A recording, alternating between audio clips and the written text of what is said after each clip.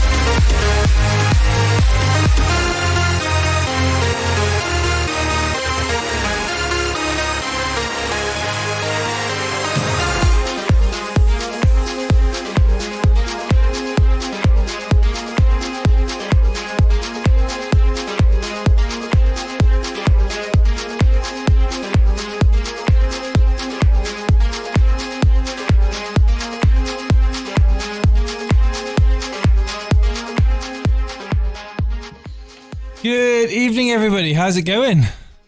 Just want to say hello to everyone in the chat that's been here for all this time, waiting for us to start the stream. It's been a little bit of a few moments to get it sorted. Hello to Firetog, Zimmy there, Mr. Anderson, the defender, Yassine Klausch. Got Boona there with injection emoji. How you doing, Boona? And most importantly, we've got Stevo here as well. Stevo, good evening. Yeah, good evening, Jason. Good evening, everybody. What an end to the season. What an end. What a great stream yesterday, eh, Jason? Absolutely fantastic. Yeah, it's been up and down roller coaster for me. I was very disappointed I couldn't end up in the top 100,000. All in all, it really didn't make much of a difference. But that -4 could have been prevented. panic stations. The meltdown that happened on Discord was just crazy. I expected, but crazy. And who would have thought I was one of those people melting down? But yeah, let me quickly just sort that there. There we go. So yes, this stream, Stevo, what's it about? Well, it's going to be a bit of fun. It's reflecting over the season in general. If anybody, I'll tell you what I want, Jason. I want, number one, people, if you have any like favourite moments of the season, whether it's from the pre-season, which was a year ago, this is crazy. The pre-season a year ago, all the way through to now. If you have any favourite moments, let us know in chat. We're going to be hopefully speaking to number one in our Cash Money League, our man Dylan. He did say that he wants to come live on air with us, and it'd be fantastic to hear his experiences about the final day of the season, where he beat Mr. Anderson, who, as Booner is saying, is in the house right now, beaten by 7 points. And then, of course, we got Zimmy, Manchester Reds, completing the rest of the top four. But yeah, we're going to go over the Cash Mini League and obviously the James Band Mini League, see how that all ended, and really just have a bit of fun tonight, enjoy it for the next couple of hours or so, and just relax really. But Jason, more importantly, let's start with you. So where exactly, because I don't have a clue when you ended up overall ranks. You just said outside top 100,000. Where specifically? I think it was something like you put me on the spot. Is it 130,000 or something? It was in the end. It was like it wasn't that great, to be honest with you.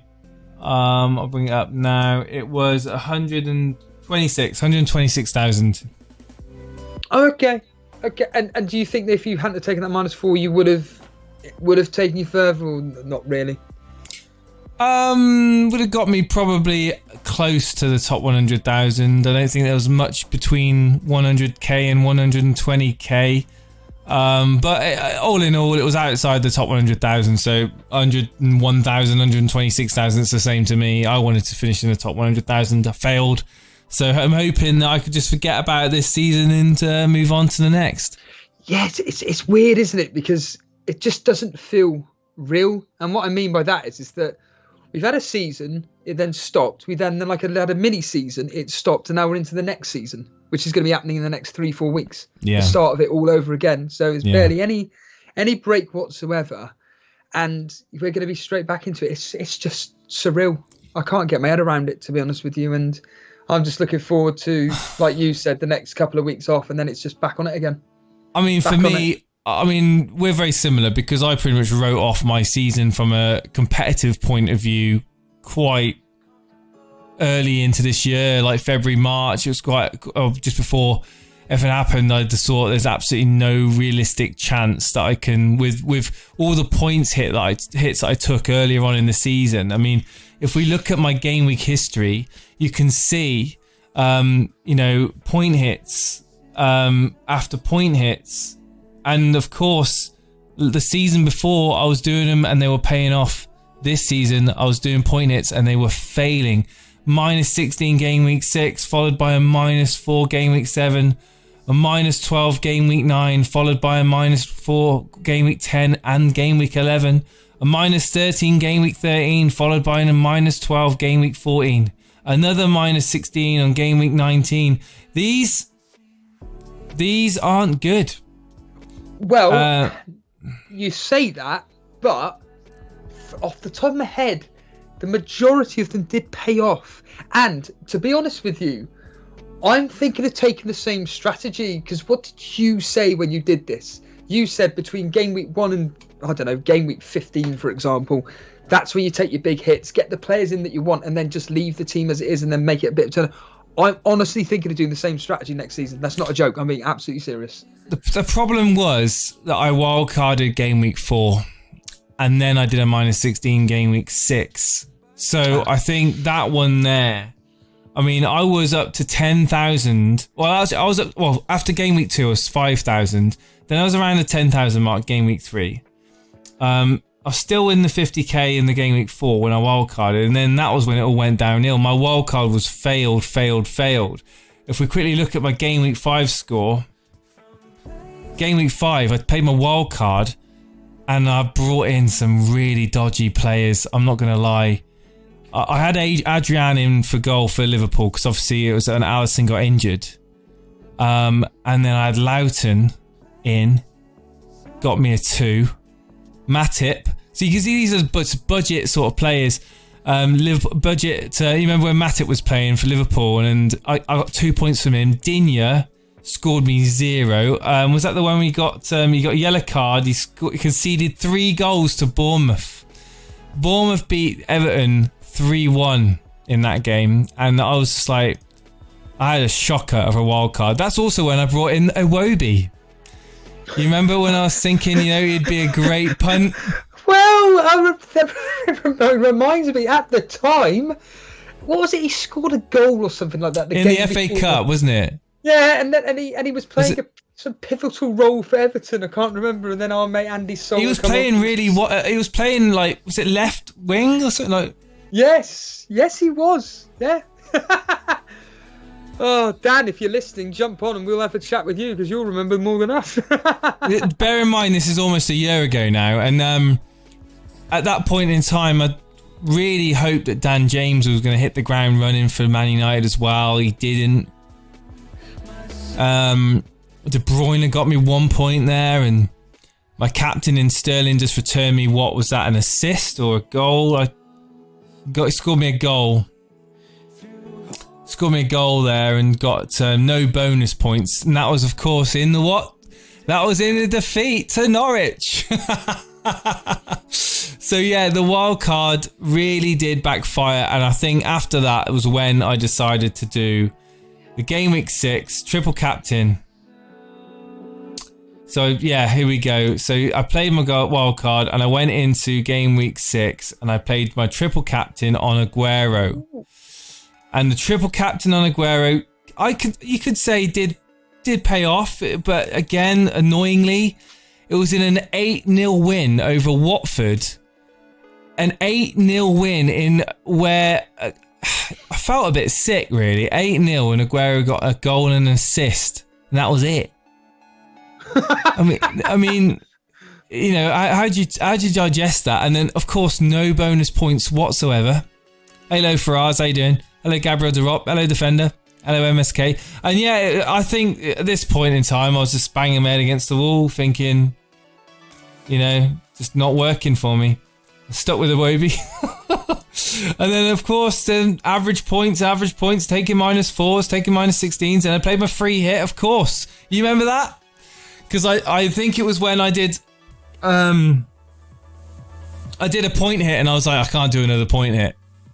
And I played my free hit to cancel out my point hits. But anyway, yeah, I do know what I'm doing, guys. Anyway, let's move on to your season, Stevo. Well, there's good news and there's bad news. Right. The good news is that my overall rank was the best rank of this whole season. That's how bad it's been. Wow. Right. And what was the bad news? The bad news is that this has been the worst season I've ever had. That just says to me, I've literally only just seen this from my point of view, the fact that this has been genuinely the worst season I've ever had. And I was looking at my rank history and I'm thinking, I've actually had really good ranks. And this has been just shocking. Absolutely shocking. The worst rank I've had is 178,000th and 139,000th. This season I've ended up 280,000th, which is the highest rank I've had all season. My average rank position has been about 1,000,000th. The highest rank prior to any of this was all the way back in Game Week 3, where I was 289,000. Oh, wow. So you literally, it's been the highest. So yeah, so where I was in the top 5,500 Game Week 3. On the other end of the world. But for comparison points, this, last season I had a stormer, so did you. I finished 1,300 odd in the world. You finished what? Let's get yours up again. 22,000. 22,000. Yeah, that's what a difference this season's felt though. It's crazy, isn't it? Yeah, it's been the complete opposite to FPL tips saying that it's been very inconsistent early on. I think it really caught a lot of people out. But it's funny because, well, that's very true. And I was looking at it here, like game week 38, I was 1.1 million. And since then, it's just been obviously a rise. This project restart has been a godsend for me, to be honest with you, because it's just been green arrows. Oh, yeah, game week 30 is 1.1 million, yeah. Yeah. And ever since then, it's just been up. Obviously, I saved all my chips till the very end. And triple captain was fine. Free hit went well. The bench boost was fine. The wild card it went all well. So everything went minus. You did a -8, didn't you? Did you do -8 or -12? Minus 12 on the. Yeah, that was ridiculous. That and even that paid off. I got I can't even do the maths. What 75 points? I'll quickly have a look. I'll quickly have a look at that now. So you got your 87 minus 12 basically is the maths here, and if I just quickly do it now, 87 minus you did 12, your bench boost, didn't you? 75. You did your bench boost when we resumed in game week 30 plus. Yes, correct. Yeah, so right. I'm just saying about yesterday right, okay, yeah, minus 12, and it turned out I got took home 75 points, and that's my point about learning from you regarding the hits. And I'm just like, to be fair, who's another player that takes lots of hits? It's Show Me the Mane. Look how well he did at the start of the season. It's just a case of like something that in fact, that's a question that I think we'll both answer. I'll ask you, what have you actually learnt from this season that you're going to take into next year? Watch more football. Yes. Like, the one thing that I can say that at this restart, football was massively available for everybody, all the games, and we were able to watch so much football and see for ourselves, like, without highlights, how players are performing, reading between the lines. The eye test is more important to me than any heat map and any expected goal. You can tell when a player's on form. You can tell when a player's about to explode. And that to me is what I've taken out from this. I've taken out watch a bit more football, or as much football as you possibly can. Enjoy it and look at it through your FPL goggles. That's exactly how I see it. What about you, Stevo? What's the one thing you've learned? Go in my gut. Go in my gut. Just go in my gut and do not read anything to do with fantasy football throughout the whole season. And that for me next year is going to be so. The reading of it isn't going to be too difficult, but I'm still going to listen to pods. Do you know what? I'll shout them out. I'll be listening to Planet FPL for obvious reasons. It wouldn't be an Elite FPL stream if we didn't shout out Planet FPL at least once. Just for their superb knowledge. Although I do, but to be fair, in some ways, because of their superb knowledge, it kind of stops you from thinking for yourself. For example, Suj was adamant, do not buy Antonio, do not buy Antonio. What happens? He goes and he's probably one of the players of the Project Restart. James kept saying, do not buy Kane, do not buy Kane. Once again, one of the highest goal scorers of Project Restart. So they have all this knowledge. But unfortunately, then it kind of comes back onto me, where it's like I have no knowledge of football. I just see with my own eyes, well, he's scoring goals, I'm just going to bring him in. And I don't care if he's playing deep or not. If he's scoring 2 goals a game, I'm bringing him in. And someone like Kane, it's just bring him in future. FPL Dave, he was a stream. I mean, FPL Tips, I know he's here, a friend of his, and FPL Dave is one of those streams where it's just so relaxing. It's fun. It's just having a laugh about fantasy football without taking anything seriously, and with some decent knowledge as well with his friend James. So I'll be definitely tuning in with them guys. Andy, Let's Talk FPL. I just love his live streams. I think they're just enjoyable and really, really fun. And those 3 for definite are the 3 which I'm going to be more than happy to listen to, just take it forward. But certain other channels, I'm sorry, I've got to ditch you. I've got to, because unfortunately, Jace, as we discussed a couple of streams ago, it just blurs my mind. Well, I don't know how you can find the time personally. I mean, I work for 40 hours a week plus, and family time in between doing the streams. It's like trying to find hours that you can just sit and watch. I mean, it's literally at night. But I go lots of walks and drives, so I've got time I don't have a family or anything, unlike you, so I just have time to do so. I can listen to it in the gym or whatever if I feel like. But I mean, to be honest, I've stopped listening to our own stuff, if you know what I mean. Normally I would listen all the time, but now it's occasionally, like yesterday's stream I've listened back to, but it's very rare that I listen to our own streams. But yeah, going on my own gut and just stop listening to intaking too much information. The reading bit is going to be the easy bit for me, just muting everything on Twitter. I've unmuted everything now to do with fantasy football, but when the season restarts, I'm muting it all again, and I'm going to have no interaction whatsoever, because it's just completely blind. And what happened yesterday, I took a -12. If I'd have, for argument's sake, if I'd have been following various Twitter accounts or whatever, and they were saying, don't take hits for this, I wouldn't have done it. But yesterday, I just thought, stuff it. I'm going for it. Did the -12. And just like with you and your hits, it paid off. Within reason, it paid off. And if I'd have changed my captain to Kevin De Bruyne, I'd have been 19 points better off. That's it. That 19 points makes a massive difference, certainly within specifically the James Bang Mini League, where I would have then ended up, rather than 15th, I would have ended up roughly around 8th, 9th. So that's the difference with a -12. Hello, FPL Fozzie. Hello, FPL Fozzie. Hello, Yassine Klaus. What was this? We've got something. Lesson learned: have no fear about switching big hitters, even if their ownership is high. That's another thing, actually. You know, I think for me, virtual FPL. I don't know if I'll ask you this question in a second, but virtual FPL taught me a lot, which is fixtures go first, but if a player starts with the form, i.e. like Antonio, bring him in. Just like Sane, for example, in virtual FPL. Virtual FPL kind of taught me quite a bit on how to do fantasy football, so to speak. I mean, I don't know if they taught you anything, Jace. Well, I had no fear in virtual FPL, and I think you've got to have an element of no fear. Hello, Alex Jensen, watching us on Twitch, Neon Pop-Tart.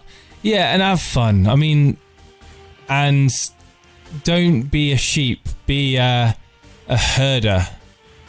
If that makes sense. Be the shepherd, not the flock.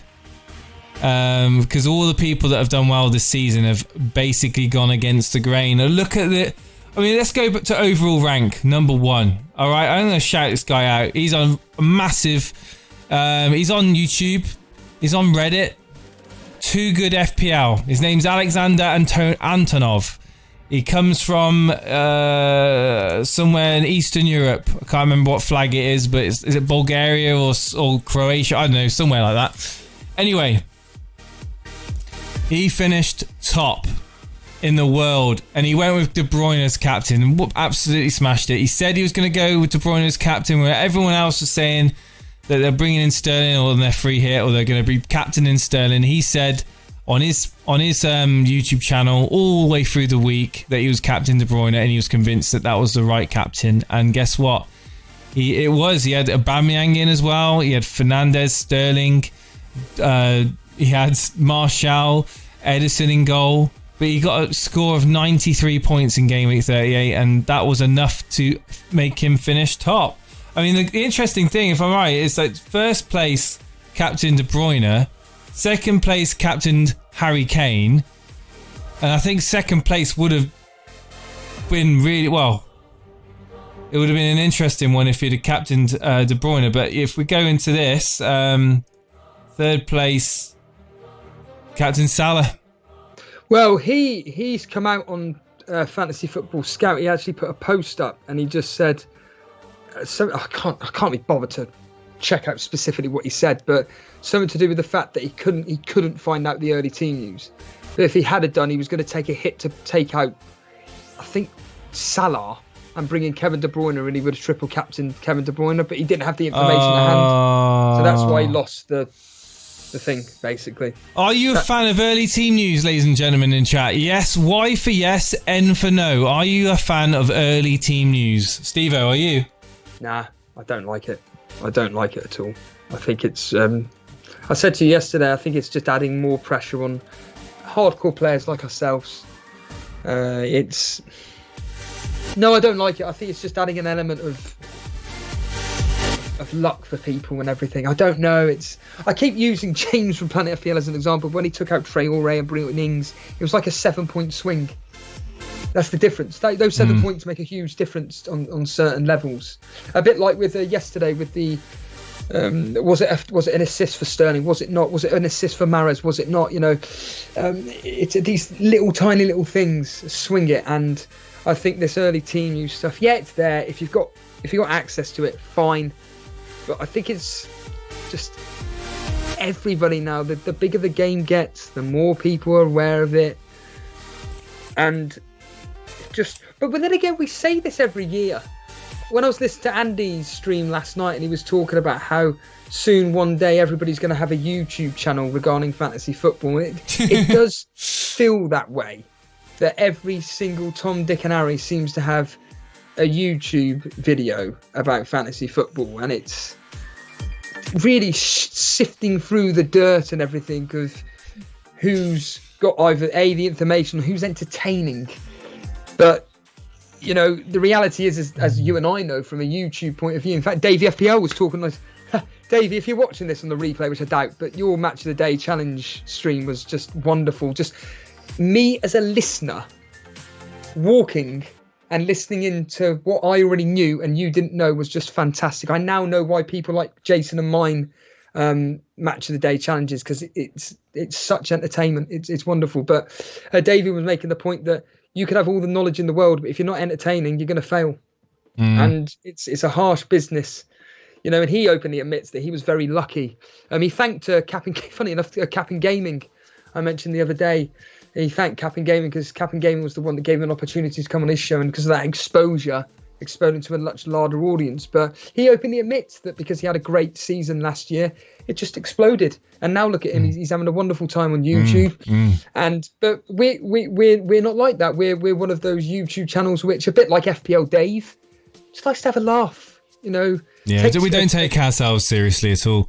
And I think we look through all the other channels, and everyone's got their own kind of niche and selling point. And it's nice to be kind of away from the majority in that sense. But this is my point, Jason. Like, for next season, avoiding all of it, it's, from my point of view, it's going to be very tough. But thankfully, from my point of view, I've got other hobbies which can make me like. I'll give you an example. Cricket. I can now start listening to music again. I can finally start getting back into music again. Not that I've ever gone off it, but because gyms are now open, I can now just go to the gym and just listen to music, etc., etc.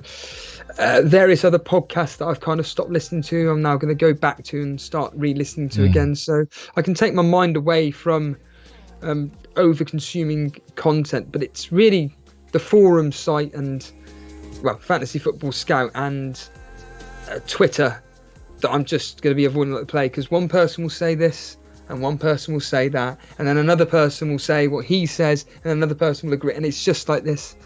Oh, you're confusing me now. I don't know what to do, and it ruins me. For all I know, we could completely backfire next year and whatever, but next season I could have the greatest season on the planet. I could win it. Well, you can't. It's one thing that no one in the community will expect, and that is to see your name above mine in any leaderboard.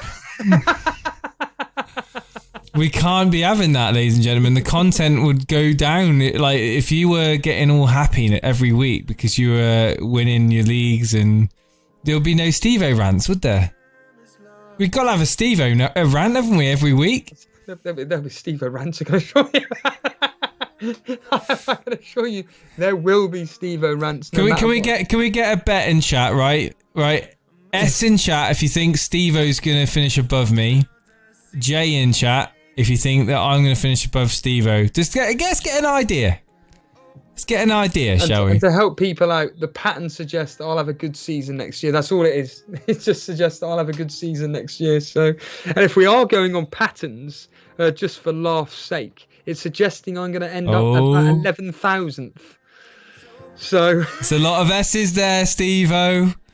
Oh, got really? a lot of fans. You got a lot of fans in the chat. It would seem a lot of people wasting their money. But yeah, the good season suggesting so it's gone 3-3, 2-2. Next season 1-1. You never know. I love my patterns. Right. Well, Stevo, do you think you are going to have a better season next season? Going on what you've learned this season? Because this season was very difficult from my point of view regarding this whole YouTube. I can't believe how much it's exploded over the past 12 months since July. In fact, people won't know this. If you're completely brand new around here, it was this time last year that we only just started Discord. And Jason, you'll be best to tell most people about Discord if they're completely brand new now. We had 250 members at the end of the month. So we started off Discord. Well, I set it up, and it was just basically trying to get people into Discord. Basically, just saying, right, this is Discord. What's that? Well, it's this program. You were like, you what? I said to Stevo, I'm thinking of setting up a Discord, and he's like, what's that then? I said, well, it's basically a place where everyone can go and chat about FPL, and he's like, what? Well, they do that on the stream. I'm like, yeah, but when the stream's not on, and he was like, all right. That was about it. That was literally our conversation, wasn't it, Stevo? Yeah, an insight behind the scenes of mine and Jason's meetings goes like this. Jason, this is Jason saying this. I've got an idea, Stevo. It's going to be blah, blah, blah, blah, blah, blah, blah. Yeah, go for it, mate. That's it. See you later. That is literally what we talk about. Like we just Stevo, this. All right, okay. We've just had I'm not going to say what it was about. We just had a quick 5-second meeting before this, discussing certain things, and I was just like, yeah, do whatever. Yeah. So yeah. But yeah, sorry, you were saying about Discord and why you decided to do it. So essentially, I know Discord as being a place for streamers and communities to be together in the gaming world, and I just thought it would be such an obvious thing. Hello, Liam Healy, thank you ever so much for that subscribe. Would be such an obvious marriage of getting the community and us as content creators mixed, and that was like one of the main driving forces. But then quite soon it became apparent that actually it would not only bring the community closer to what we do, but actually get them involved actively on the streams, and that's why we did the call-ins. And the call-ins, in my opinion, my favorite part of this show. It's not necessarily what you have to say, Stevo, or what I have to say. It's what other people have to say, and hopefully tonight we'll have some people wanting to come on to talk to us about their season. So guys, if you are one of those people that want to come on and talk to us, got some time this evening, jump yourself into the waiting room on Discord and we'll drag you in shortly. But yeah, it's grown and grown and grown, and we've got now, I would say, over 1,400. We're closing in on 1,500 FPL managers in the Discord. We've got every day the chat is lit up with football related discussion, not just FPL, but all sorts of football related discussion. We've got transfer rumours going off left, right and centre. We've got what are you having for breakfast, Gee Whiz? Toast, Jason. Thank you very much, Gee Whiz. I'll put the kettle on blonde. All that sort of stuff going on in the voice chat. There's so much that gets discussed in Discord. And for those of you who haven't even tried it, that's what I would say. Like, if you're not sure, just try it. If you don't like it, don't just take my word from it. But we've got some people in the waiting room already, I can see. We'll get you in very shortly. Steve, anything about Discord? From someone that actually had no idea what it was, and I was trying to tell you exactly what it was, and then now use it, because you started off not using it really, and obviously you use it a lot more now. Do you think that was a real turning point for us as a channel?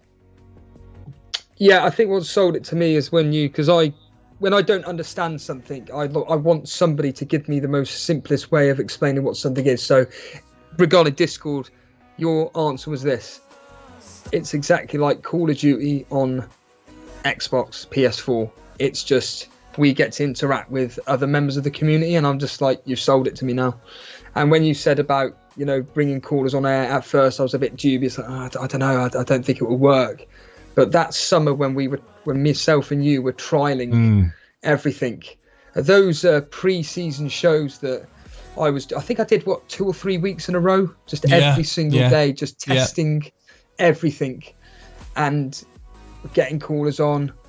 It was just like, this is nuts. This is exactly what I want. Like, I keep saying this, just invoking a conversation about something that we enjoy talking about. And when it comes to the opening of the season in a few weeks' time, it'll be back to that.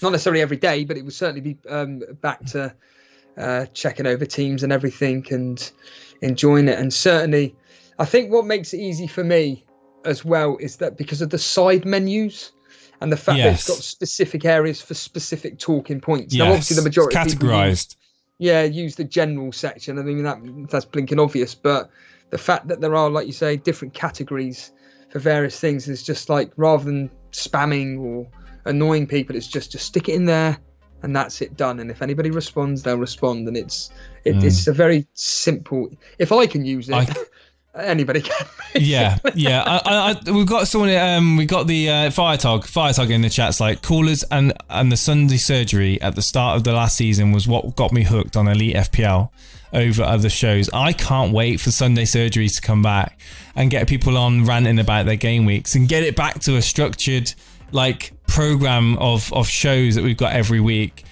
This pre-season is going to be fun. We're going to meet new characters next season. We're going to meet people we've never met before. I've met people in Discord over the last few days that I've never met before who have come on to voice in the bench banter room. And I'm really looking forward to it. I'm really looking forward to next season. I'm glad to be a part of the Discord. I'm glad to be a part of the show, and I'm excited. I really am excited for what next season has to bring for Elite FPL and everyone that's involved with it. But we have... Yes. But before you continue, Fozzie's brought up a very funny point about one of his favourite moments of the season was when I ranted about Aguero penalty miss. But do you remember, Jace, because that's just brought back a memory, do you remember the rant that I did when your Vardy had a penalty save... Matt Ryan saved a Vardy penalty. Yes, I do remember that. VAR overruled it. Encroachment into the box, wasn't it? That's right. The players are running into the box. Absolutely mental about that. Yeah, that was luck. That's just like how you can't even make that up. And then, of course, your penalty miss from Aguero after I had him in for the hat trick. That was like a kick in the gonads, wasn't it? Yeah, it was I think. No, it's because I had Sterling. Because I didn't actually own Aguero. I think I actually owned Sterling. And I'd captained him. But Aguero missed the penalty. No, didn't you have Aguero captain? No, I don't think so. No, that's the thing. I'm sure you would have ranted about it, though. You massively ranted it because you brought Aguero in, didn't you? Because I transferred him out. I transferred Aguero out after... Well, basically, I transferred him out on the Saturday night. And he played on the Sunday and he got the hat trick. And then I was like, oh my God, I can't believe I transferred him out. You laughed at me and then brought Aguero in. And then the week after, he missed the penalty and you were going livid. Can anybody remember that specific game week? Because then I'll be able to specifically see it. Because I think it was like game week 20 something. But it was like, I don't know exactly. It was the early 20s, I think. The Aguero clip was amazing. Absolutely amazing. Because I actually did a stream, didn't I? Where I clipped your reaction to the penalty miss. You remember the penalty miss where I clipped it and I made you go like red with rage in the clip? Yeah. Let me check now because thank you. It was Man City versus Leicester. So that would have been game week 18. Oh, right, okay. God, all the way back then.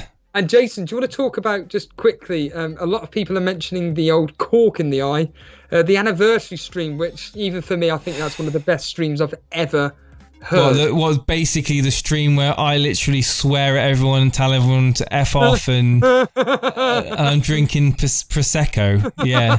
Drinking it? down in it. Maybe, well, you never know. When is the second year anniversary? It's November, isn't it? November the. God. Sometime in November. Can we go one step further, maybe? But no, we've got some guests in the waiting room. We'll get them in a second. But what the first guest will be none other than a man, Dylan, who has won the Elite FPL Challenge League. That's the Cash Mini League. £400 prize gone to him. We'll get him in a second. We are quad streaming. Yeah, with hello Alfie or Alif, alive to be made. Sorry, I read your name wrong. Hello time trying to figure out how to have multiple stream and want to. Yeah, it's Restream. We're using Restream. And hello to you. I hope you've got some other company. I think a few people are tuning in to us on Twitch as well, which is really good. But to answer, any further things you want to talk about before we get a man Dylan in? It was game week 27, and Aguero got me a whopping 0 points, and he wasn't my captain. Mane was he not? That week. Mane was your captain, but you brought Aguero in. Yeah, but Aguero was a differential, wasn't it? That was the differential. Yeah, okay. Yeah. But yeah, let's bring in the league champion. Yes. Do you want to drag him in, Stevo? Get him the league up on the screen. Yeah, absolutely. Yeah, Aman Dylan. Aman Dylan is live with us. Hello, Aman. Hello. Hey, you can hear us. Everything's coherent. The last time we had you on, it was all over the place. Congratulations. Yeah, everything. Hey, thank you, Stevo. Must be those history lessons I've been given. Yeah, exactly. I've been following you. So I followed you for the first 16 weeks, and then after that, then I said, nah, sometimes it's not going to work. So then I started doing the opposite.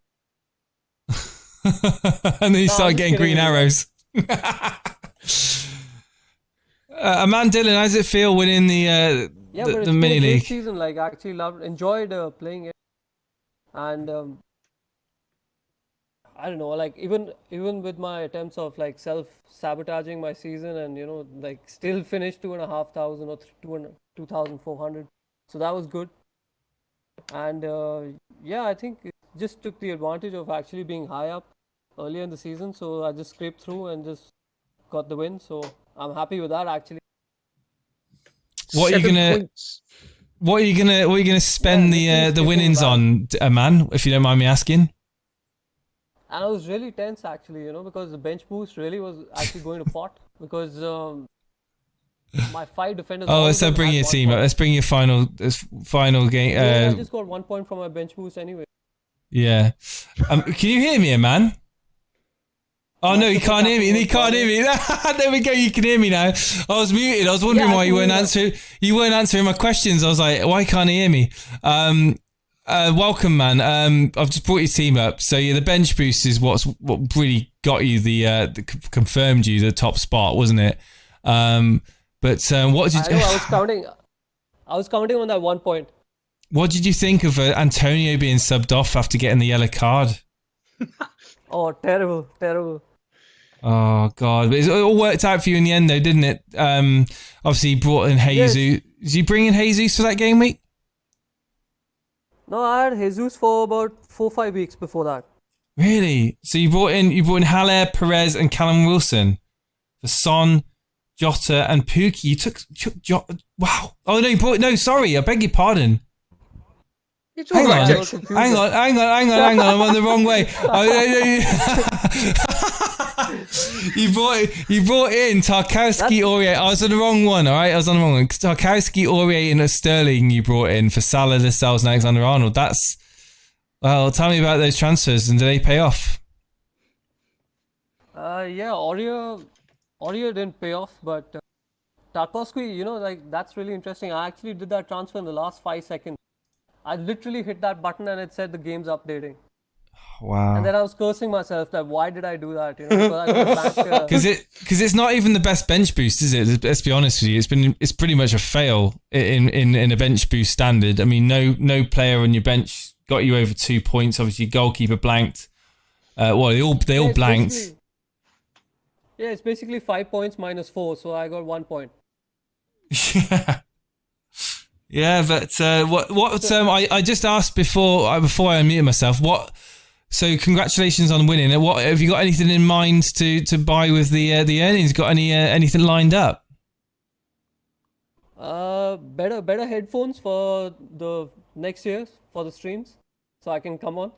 Gonna get some better headphones. That'd be brilliant. But no, dude, you deserve it. I mean, you've been doing really, really well.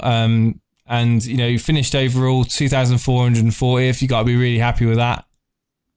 Yeah, I know. I stayed in, the game week 1, I was 216k. Game week 2, I was 2.7k. And then after that, the highest rank I've had all season was 51k. Wow. Yeah, so I'm looking at. I've just been stuck in that band. I really haven't pushed through and got through to the top 1k. I don't know, just been unlucky with captains. My vice captain always outscored the captain. Then I captained Vardy for a 0. Then I triple captain Mane. And I know I've just tried my best to actually self-sabotage myself, but still somehow just got through.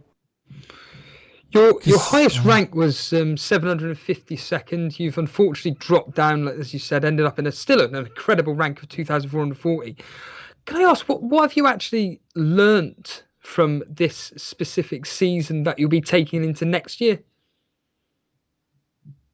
Go with your gut, watch football matches, listen to other streams a little bit less, listen to Elite FPL much more.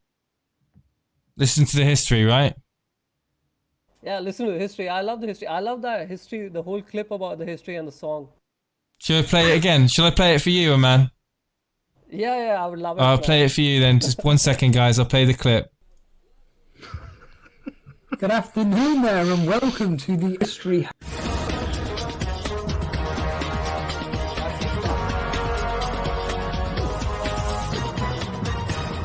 Now you're speaking rubbish, mate. It's there in black and white. It is proven.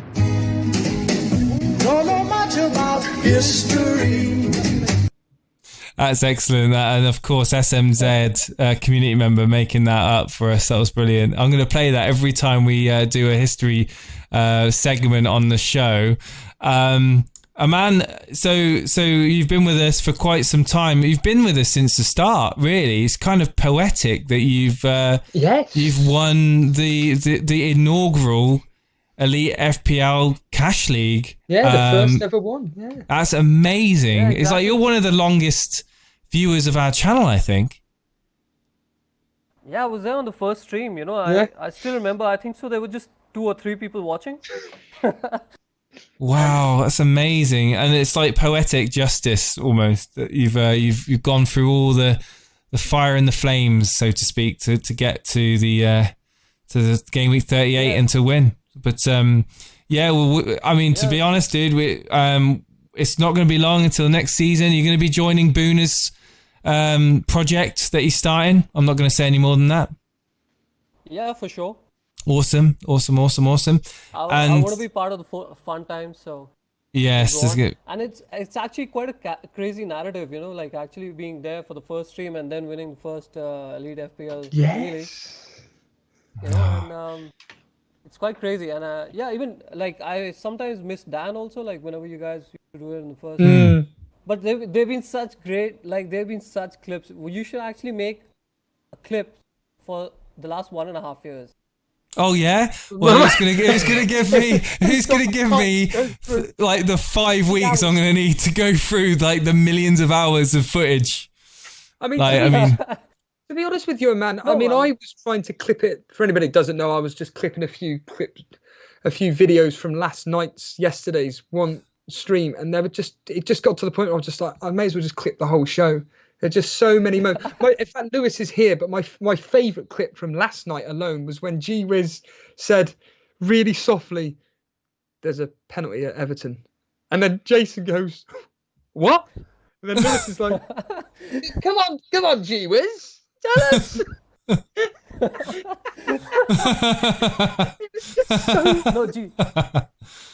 No, G-Wiz is the real G, man. I mean, he's quite a guy. Love his commentary. Man, has there been any moments this season which has stuck out for you, whether it's from your own personal point of view? Was there a moment in a game week which you thought, Oh yeah, the FPL gods are on my side. Has there been a moment from the FPL point of view which just has made you smile?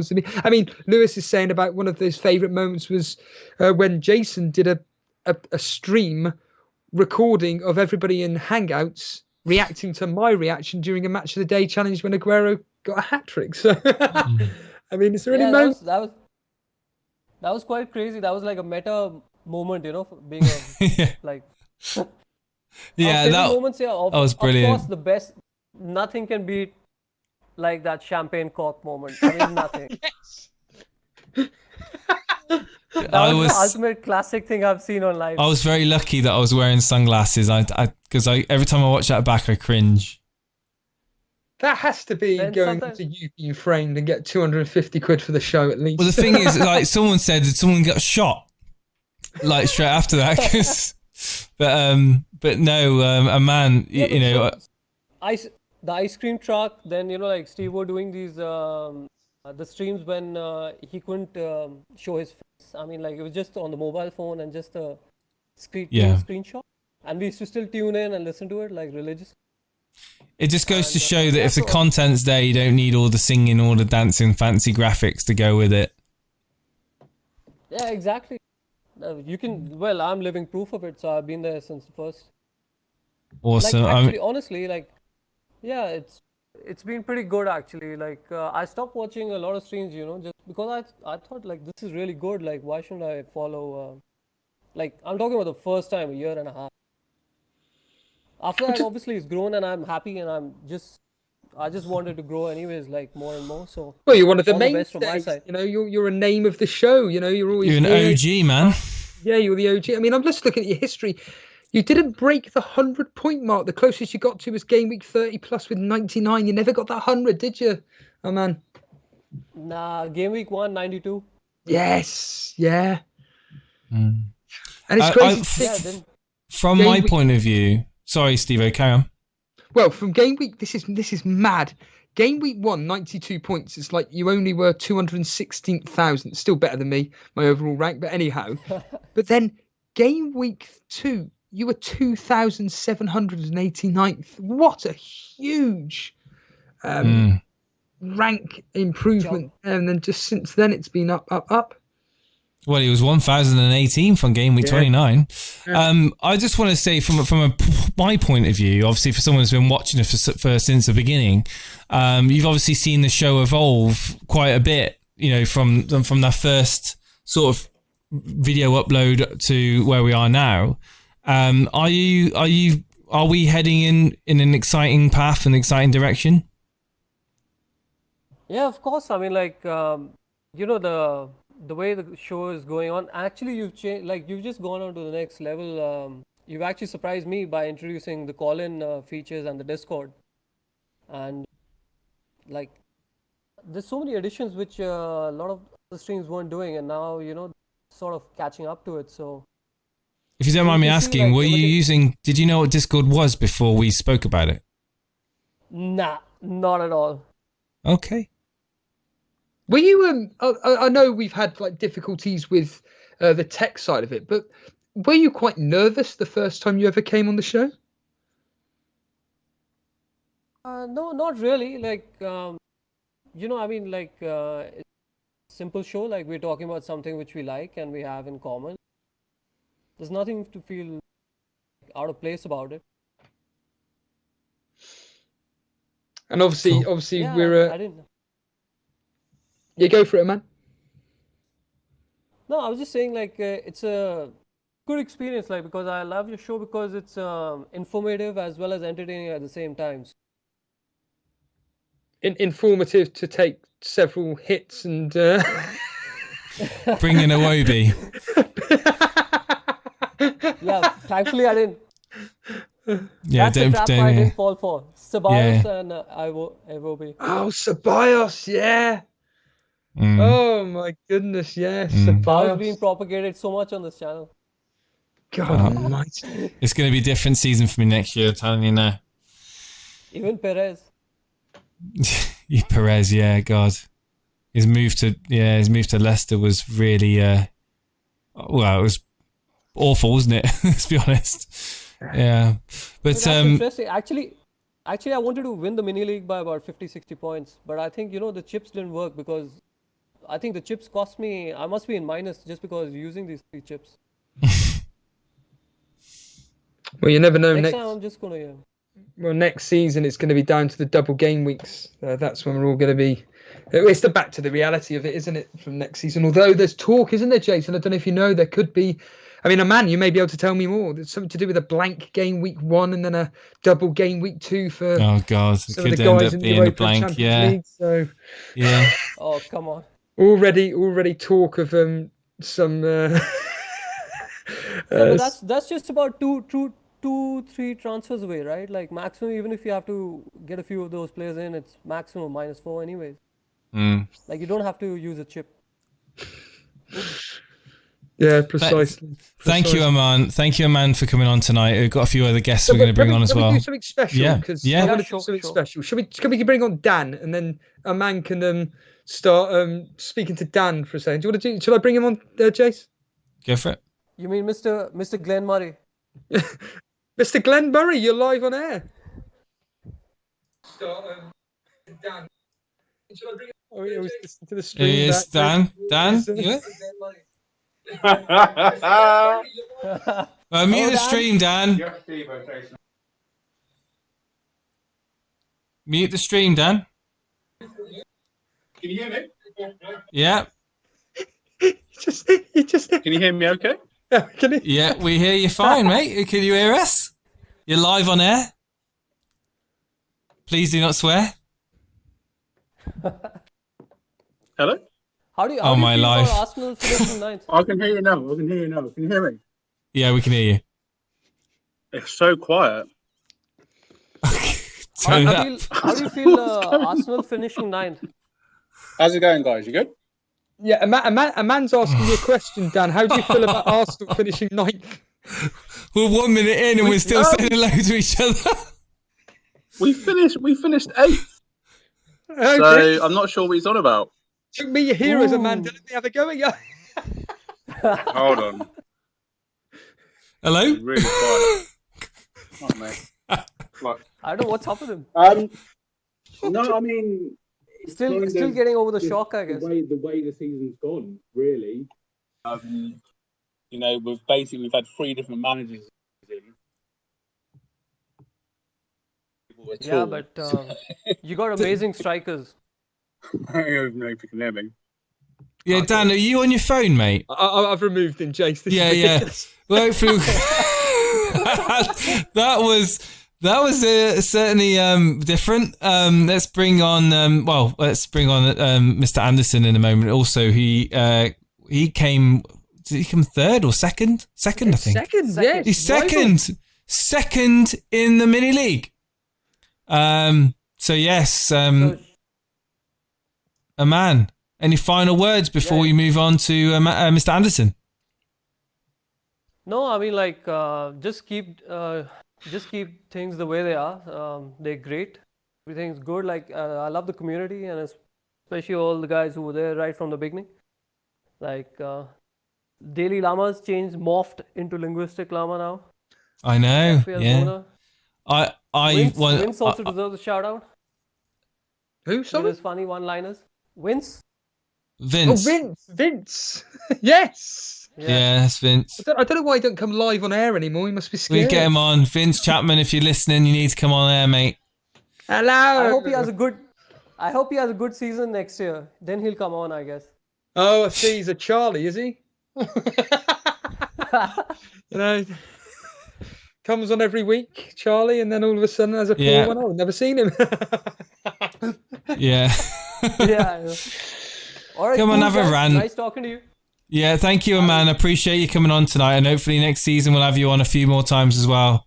Oh, absolutely. Yeah, for sure. I'll do that. Cheers, man. Take care, Cheers, dude. All the best. Congratulations again. Well done. Congratulations on Don't winning, spend dude. all at once. Yeah. Yeah, thanks. Get some nice headphones. All the best, mate. Cheers. Yeah. Oh, brilliant. That was wonderful. Oh, that's great. We're going to have second place, Mr. Anderson, £250 richer. Mr. Anderson, how you doing? Good. How are you two? I'm not as good as you. You're £250 richer. Yeah. How's it going, mate? You alright? You came second. How'd you feel? I did. I feel pretty good. I was actually panicking yesterday when William and TA didn't start. Well, I mean, to make everybody laugh, I mean, it certainly makes me laugh. Your bench boost: Martin 0, William 0, Antonio 0, 0. and then all of your defenders: Johnny 0, Tarkovsky, Alexander-Arnold, Dean, yeah, 1. took the 3 points. It was a horrible week last week. That was tell us. I mean, number one, how were you in taking the information of the goals going in and stuff, and how were you feeling on the day or during the time itself? I watched the Arsenal game for a bit, and then I was like, oh my goodness, Pierre-Emerick Aubameyang is scoring everything, and I was like, that's no good. I think Davey has him, and he has Kane too. Yes. So I was panicking there, and then I was going home from work, so I couldn't watch the second half. When I got home, Danny Ings still hasn't scored, and then once I entered my house, I was like, oh, Danny Ings finally scored. Thank goodness. That saved my season. We just had a question from Bilal. You're from Canada, aren't you, Mr. Anderson? Yes, I'm from Canada, but I'm living in Hong Kong right now. So. Yeah. Wow, in Hong Kong at the moment. That's great. So, what time would you have been watching the game then? Last night would be like 11 at night. So right now it's like 3 in the morning. So. Whoa! Wow, dude. At what moment? Because it was only 7 points in it. At what moment did you realise I've lost it to a man now? It's gone. What moment did that come? After the first half, I think it's like after like TA and William didn't even come on. I was just like, yep, I can't catch up to them. Was there ever basically have most of the same players? When you, I don't know if you did if you heard early team news or not, but if you did you not think about getting rid of TAA and William? I actually didn't get the news. I was at work, so. I mean, to be fair, that bench boost is so unlucky. Like, it really is. I mean, William wasn't even in the squad. I know it's been in such good form. Yeah. Apparently he was injured, so that happened. But at least my game week 37 was good. And at least I got a bit closer to a man. So. Yeah, you gave him a good run for his money, and you're worthy of that second place finish. I asked a man what he's going to be using the prize money for. He said he's going to buy a new pair of headphones. Obviously, I'm sure it's not going to cost all £400, but can I ask the same about you? Have you got anything eyed up about what you're going to invest your money in, if you don't mind me asking? I haven't thought about it yet because I didn't think I would win, so I didn't even think about it. Bonus then, isn't it? But that's a pleasure. And how long have you been following us, Mr. Anderson?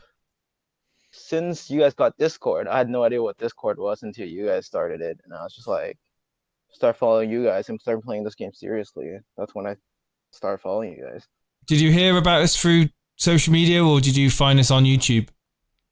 I found you guys on YouTube randomly. I was just like looking for like FPL content, and then I came across you guys. Well, we're very grateful to have you a part of our show and a part of our community, mate. It's a pleasure, dude. And Stevo, you got anything you want to ask Mr. Anderson? Yeah, absolutely. I'll go for his game week history. All the guests tonight. Has there been a standout moment from the football season, or anything from Elite FPL which has stood out for you, which has been a moment in time? All your shows are great. I mean, like, I love listening to you. I love listening back on the shows when I can't watch you guys live because it's in the middle of the night. But FPL wise, I guess like Sun getting a -2 for my captaincy. When was that? Can you remember? Game week 18, I think, or 17, something like that. Okay. Where I captained him and he got me a -2 or something like that. Oh yeah, game week. It was game week 18. Game week 18. Where he kicked out, and then that's when he got sent off. How were you Wow. feeling at the time? Was it just, I mean, Not much I can do. I mean, he was a good captaincy shout, and then that happened. But at least I got my triple captain right this year. Oh my God. Okay. And also to add insult to injury, you had Williams for Newcastle didn't play, and then you had Soyuncu subbed in automatically with a 0. I have a lot of those. Ramsdale in goal, 2 points. Henderson, 12. Well, in fact, that's a question. That's another question for you, Anderson, which is simply this: what have you learnt from this season, which is going to help you hopefully next season? Stop messing with my keepers. Go on, expand on that. Because I don't know, I keep changing my goalkeepers. I have Heaton. I mean, how many keepers have I had this season? I have Hugo Lloris, Heaton, Ramsdale, Pope, Anderson. Yeah, I should just stick with one and just stop messing around with them. Yeah, next season I'm just, depending on the fixtures, I'm just Nick Pope straight in my team, and that's it. Perma goalkeeper for the rest of the season. And depends on his price though. Nick Pope. He'll be 5.5. I couldn't care less. 5.5. I'll have him. I'll take him because he's always going to. Thing with Burnley is we're always going to keep clean sheets against the rubbish teams. I know we didn't do it yesterday, but that was the final day of the season against the poorer teams. We'll always keep clean sheets. Burnley goalkeepers are notorious for getting high points totals because also shot saves as well. They encourage these shots. Yeah. That's precisely it. So he's straight in my team. If Henderson's in goal for Sheffield United, if Man United don't call it, I don't know. Is there anything going on with that, Jace? Do you know Henderson, or is he still staying at Sheffield United? I think he's loan deal's done, isn't it? At the end of the season, he'll be coming back to United. It's done, but will he be extending it? Will they extend it at all? 2 seconds. Because that would be a very interesting purchase. Well, we've got the best goalie in the world. What are we on about? Yeah. You guys have the best goal in the world. All right, here we go. Henderson is stalling over Man United contract extension as Chelsea eye a £55 million transfer. Reportedly, here we go. He's reportedly stalling over a new contract with Man United at the moment. As much as I'm aware, he's back at United. Yes, He's back at United because it's reckoned that Henderson is wanted back at Old Trafford next season. Bear in mind it is the Sun reporting this, and take that with a pinch of salt. But yes, that'd be very interesting to see what happens to Henderson. Of course, if he's not the number one at Man United, of course, why would you want to stay? You know, at the end of the day, you know, you're not getting first team football, or you're not loaned back out. Then of course. I'm just looking over your game week history, Mr. Anderson, and the game with Man City 8-0. You had Sterling captain; he didn't play a minute, and you got the vice captain of De Bruyne, 34 I lucked points. out there. You had a Stormer 98 points in what game week was that? 6. Game week 6. Game week 6, 98 points. Nice. Otamendi, Lundstrom, Pepe. Coming in there, Pepe could be one to watch next season. Actually, a lot of these players, a lot of these players adapting now to the Premier League. You know, they were quality in their former leagues. It usually happens the following season they've adapted, and it's a case of now we know the player that we're going to be getting, and Pepe could be somebody to watch for sure. Mr. Anderson, do you have any final thoughts before we move on to the next caller? Not much. Just keep up the good work. Can't wait for next season. Thank you so much, dude. I call in more often, but it's kind of late. You know, when you can, when you can, dude. Whenever you can, you always have a spot here to come on the show, dude, and let us know about your game week. We'll see you soon. We'll speak to you soon, mate, and all the best in pre-season, and have a little bit of a break now from FPL. Yeah, sounds good. Thank you. Cheers, mate. Thank you. Cheers, dude. Have a good. Cool. Should we see if we can get Dan back on? Yeah, I was going to say, do you want to try Dan again to see if he can... Dan, are you there? Hello, I'm here. Yeah, just talking about the Matrix with a man. Oh, right. Okay, the Matrix. What was your favorite? What's your favorite Matrix movie? Was it the first one? Obviously the first one, yeah. I like the second one as well. Third one was a bit of a mixed bag. I'm surprised they haven't done a reboot of that. They're doing it. They're going to be doing a new one. They will do. They are, Has it actually been confirmed? Yeah, and it's the same people that made the last one, and Was it the Wachowski brothers or something like that? I can't remember. They're Jace, they're sisters now, mate. Oh right, okay. I'm not even making that up. I'm not even making it up. Whatever, I don't care as long as the movie's good. Dan, how are you doing, buddy? You alright?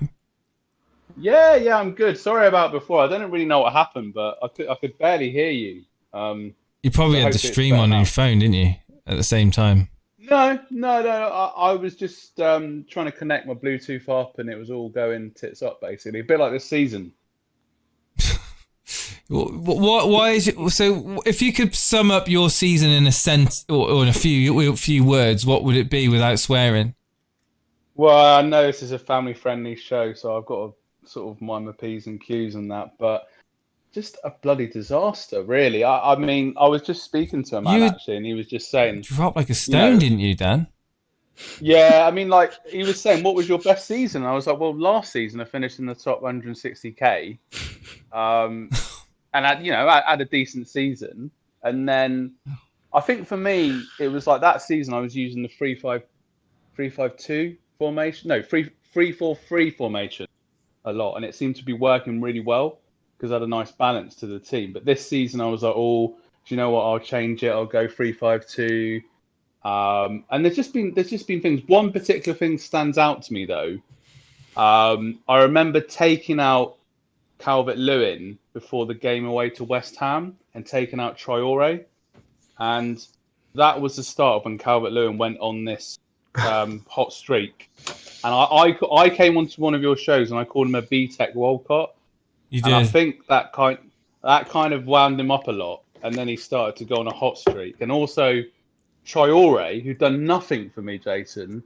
Oh my God, Dan. Then away to Southampton, assist for Jimenez and a goal. Dan, can you tell me what happened on game week 28? I don't know, my memory's not that good, mate. Hold on a minute. Mr. Anderson having a disaster with a bench boost yesterday. Let's all have a laugh now about your bench boost, and let's. What do you mean have a laugh? So yesterday's bench boost: Foster 1, Alexander-Arnold 1, Digne 1, Bardsley 0, Rayner 2, Trossard 0, Aurier 2, Garcia 1, Nketiah 1. What's this? Sorry. Salah 1. Hold on a minute. Greenwood 2.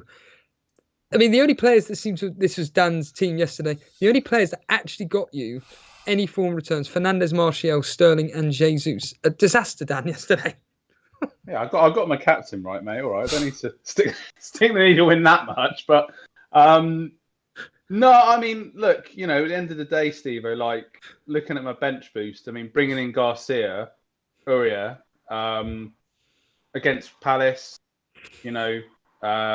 Garcia against Norwich. So I don't regret doing that, really. I mean, Trossard is the new Glenn Murray, basically. I don't know why I brought him in the previous game week, but Nketiah actually did have a chance in the second half against Watford, but because they wanted to get Aubameyang this golden boot, rather than shooting one-on-one with Foster, he squared it over to Aubameyang and then Foster made the save. But no, I mean, you know what? I look at that team and I don't think it's that bad, but I just think it was just one of those game weeks. Really, I mean, it's the fact that it's been a disaster. I mean, people are joking about me reading out like a score sheet, but it's true. It's like Foster 1, Alexander-Arnold 1, Digne 1, Bardsley. Hold on a minute. Trossard postponed.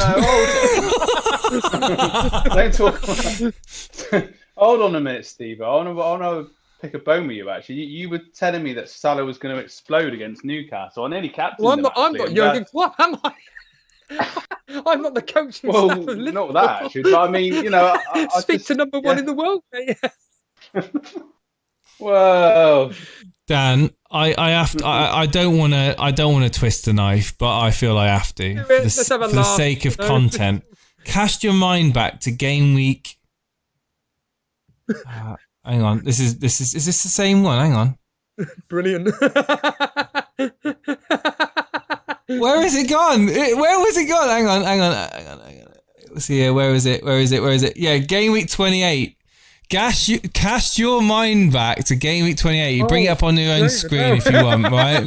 I want to know what happened here. For those who are listening in on audio, Dan took a -4 that week. And the transfers that Dan did that week were as follows. Where was it here? Game Week 28. You did Vardy in for Greenwood and Barnes in for Mahrez. And yeah. This was a blank game week. So Man City were playing that game week because I'm assuming because of FA Cup, and Liverpool were away at Watford when Watford won 3-0. Wait, what? Oh my days. Did he bring in? Yes. Did Vardy not play? We'll click on his name. Let's find out. He didn't. He had no minutes. He didn't play, no. Oh! No. I remember that. Yeah, you brought Vardy in and he didn't play a single minute. Oh my god, dude. Yeah. Listen, I remember that. Listen, I remember that because he got dropped, or no, he got not dropped. He was rested or whatever. I think it was something to do with him having a kid or something. It was Mrs. having a kid or whatever, or something along those lines. So he was doing well, and then I just managed to bring him in when Rodgers decided to give him a break. So, you know, done. Like Foster was your highest scoring player. Foster was your highest scoring player in that team. 6 points. Foster saved a penalty against Man City, so I don't know. Oh, dude, you got to look back and laugh at that, though, haven't you? God, that's got to be the worst. That's got to be the the worst score I've ever seen from someone that actually plays the game. He had no minutes. There's a bit of an echo in the background, but no, I don't know. The funny thing is, I forgot about all this stuff because it's before the lockdown, so it's just like a painful memories. But I think the main thing for me is just like getting Ings in at the wrong time. That was one thing. Relying on Salah a lot towards the end, and not getting any joy with that. But like you said, bringing Vardy in at the time, he was banging them in. I mean, he's got the golden boot, but he was just that game week. Rodgers decided to rest him. Something about having a kid. Something about having a kid. No. At that time, his missus obviously gave birth and that, and he had like the parental leave or whatever it was for one game. But I don't know, mate. I mean, since it's all restarted, I haven't really genuinely. I know it's a cool thing to say, but I genuinely haven't taken it as seriously as I did before because I kind of, you guys got me into virtual FPL a bit, and it was. Were you taking it seriously with that team? That's yes or no? Yeah, but why wouldn't you bring in Vardy? Why? Well, were you listening? No, because I think the news was widely reported that his wife was had given birth, and I just didn't know what point you transferred him in. Because obviously, it's. Do you tend to go on to various websites and find out information about players? Like seriously, I'm genuinely asking now because obviously you've been unlucky. I mean, Salah getting you 2 points is unlucky. I mean, I'm laughing because it's funny because it's not someone that's just drifting through the FPL abyss. You're actually making moves. You're making transfers. It's just not paid off. Bolly, Kelly. Basically not returning you anything either. Gomez as well. I mean, it's some risky picks in there, but you've always been one to make some more riskier picks. I was just talking to a man about like the team at the start of the season and having like Glenn Murray. So I'd forgot about Glenn Murray as well because it seems like such a long time ago. So I guess when you pick players like that, it is funny because like you look back and you think, what was I thinking? And like, Yeah. I think I had. Well, look at me with Iwobi. Murray. Huh? Look at me when I got Iwobi in. Yeah. Yeah. So it's like that was a joke. Players like Vardy, it's just annoying because you think, well, at the time. But in answer to your question, I look at FPL Scout. I don't really look at lots of other different websites. I normally leave it till the end of the week. But I mean, literally, do you know what? My best last game week, I just a few hours before I was sat in the pub talking to my mate about it. And it was like, having a chat. We started to predict some scores, and he was like, well, why don't we just pick players based on what we think the scores will be? And and that paid off. But no, I've got a question for you. I mean, apparently Jacko said that he thinks you did that early transfer and it came out later in the week. To be a bit Black Mirror, you did it on Tuesday at 2 minutes to 10 o'clock at night. So maybe you're out on a few beers, a bit tipsy. Out on a few beers. Because the first game was on Friday that evening, which was the Vardy match. And 10 o'clock at night. What were you doing then? At night doing those transfers. What? You must have been a bit. You must have had a few to drink because you vice captain Bolly. I never pay attention to the vice captain. I just get obsessed with who the captain is, and I normally forget about the vice captain. As stupid as that sounds, but don't ever forget about the vice captain, dude. Yeah. I don't know. I can't remember. I mean, moving on from this game week, I'm sure we've discussed this to the death now. But as a season, what have you learned from this season? What you can take into next season that will make you a better FPL manager?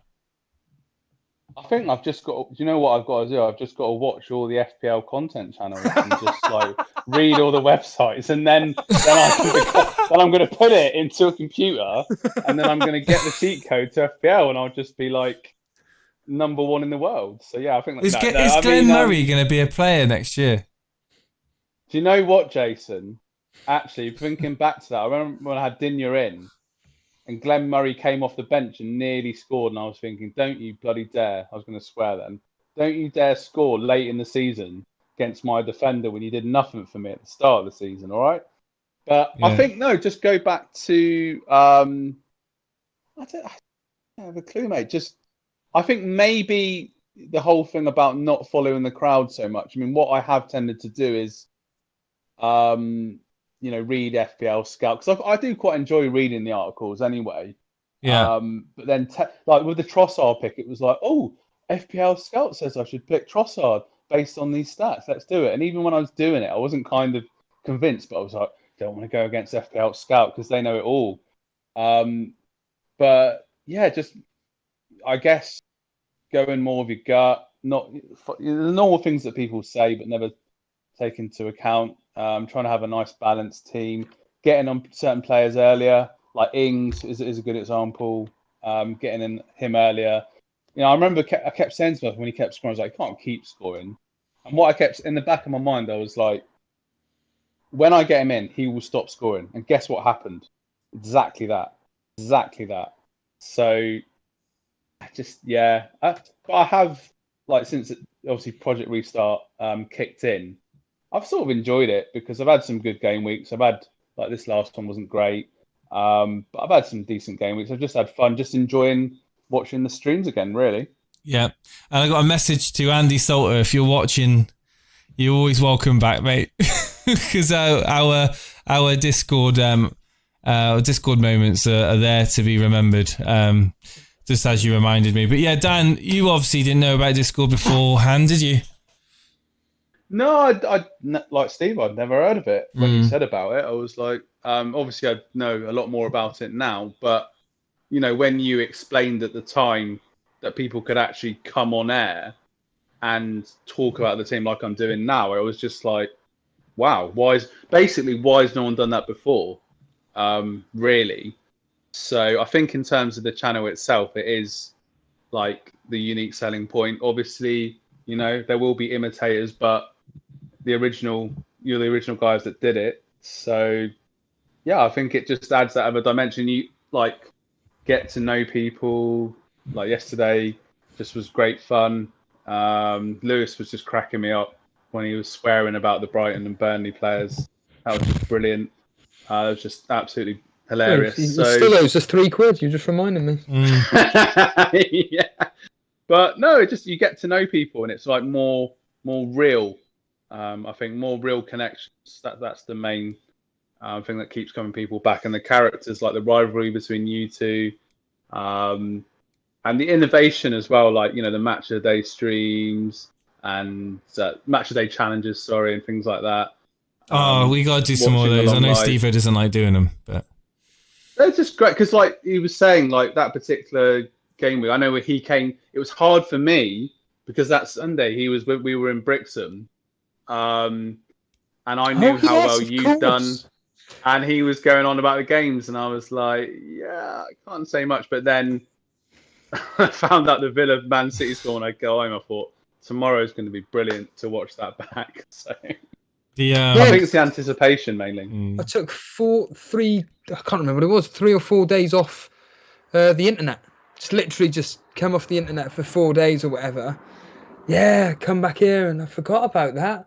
What actually happened? Was that the Aguero one? That wasn't it? Yeah, that Sunday was when Villa played Man City, and they were obviously was it 6-1 or something?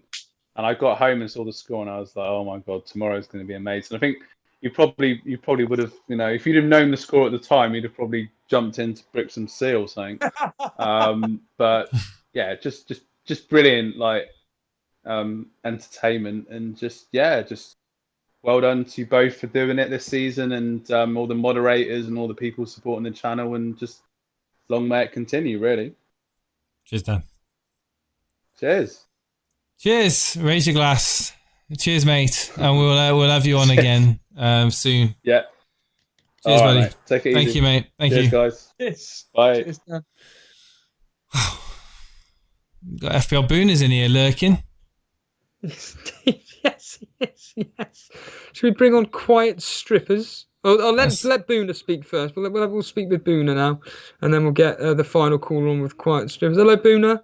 You're talking to me? How's it going, chaps? How's it going? How are you both? The number one in the moderator league. Congratulations. I'd just like to thank my mum. I'd like to thank my pet hamster. No, in all seriousness, I just wanted to shout out a man, Dylan, Mr. Anderson, Zimmy with an absolutely unbelievable game week 38, and Manchester Reds. What a season it's been. What an absolute season it's been. Stevo, you managed to finish above Show Me the Mane. Congratulations. Did I? Yes, you did, son. Yeah, you did. Yeah, Show Me the Mane fell off a cliff towards the end. Hey. So, yeah, what a season. What a crazy season. What a weird season. Yeah, I'm just looking forward to the next one now. Well, yeah. And, I think a man Dylan won the Modern Cons League, right? No, he wasn't. We didn't put him in there. It's not the modern. No. Moderator, host and moderators. Host and moderators. Don't even try. Just because you didn't win nothing, James. He wasn't officially in there, so he did not win it. Okay, there's a reason why he wasn't in there. It's because he was top. You've had a brilliant season, Boone. A 36,000th. Any special moments this season that stood out for you? Good or bad? There's just the one, and that was that Salah triple captaincy in a single game week when everyone was like, "Why would you do that?" Don't get me wrong; it could have gone horribly wrong. It probably should have, given that Salah was on 1 goal, no bonus until the 93rd minute against Watford. Yeah. Yes, that's right. Yes, I do remember that now. 94 points. Yeah, that's probably my game week. That's a brilliant question, actually, to ask. And let's be honest here. I've said it on stream 1,000 times. I do actually respect your FPL knowledge, advice, etc. The question for you that actually is quite good to ask is obviously you've chosen a chip during a single game week. Have you actually learned anything about chips this year where you think, do you know what, double game week or not, I'm going to use it when it's most likely going to return me something? Or do you just think, no, double game weeks are for me?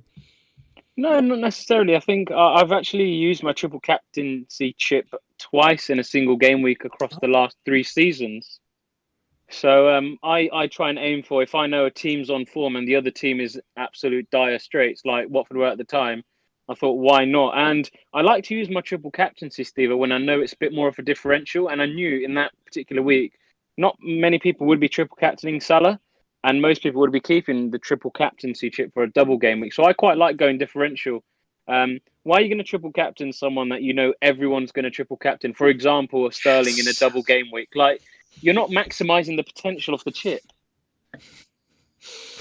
Yeah, it's my argument. It's the triple captaincy one is one of those where, exactly like you just said, if everybody's going to be captaining, whether it's a triple captain or just normal captaincy, you're not going to make up much ground. Whereas you've proven that with that specific chip in game week 17, 94 points. And like you said at the time, people were laughing at you and everything, thinking, and it's the classic thing, isn't it, of just over consuming the information. If you had listened to all those people prior to using the triple captaincy, you may have just gone, I don't want to do that.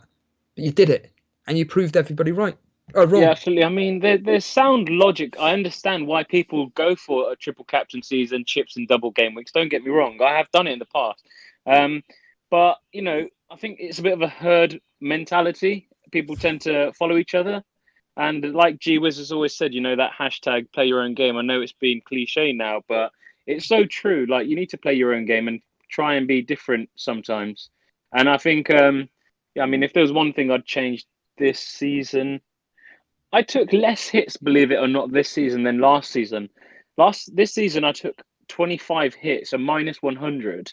Last season, I was around minus 128, and I finished at 3K last season. So I don't think how many hits you take kind of, you know, makes a difference on your overall rank. It's just what hits you make, whether it's worthwhile or not. And this year, they actually didn't pay off as well as they did last year.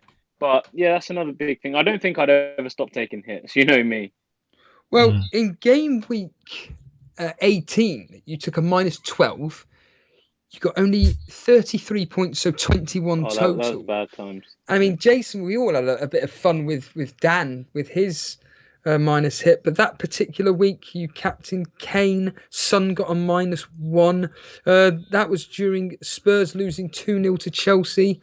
Watford beating Man United. What game week was this? Sorry, I didn't hear what game it was. Game week 18, wasn't it? Game week 18, yes. Your biggest score that week, Boone, was Henderson getting you 12 points. Who was that, sorry?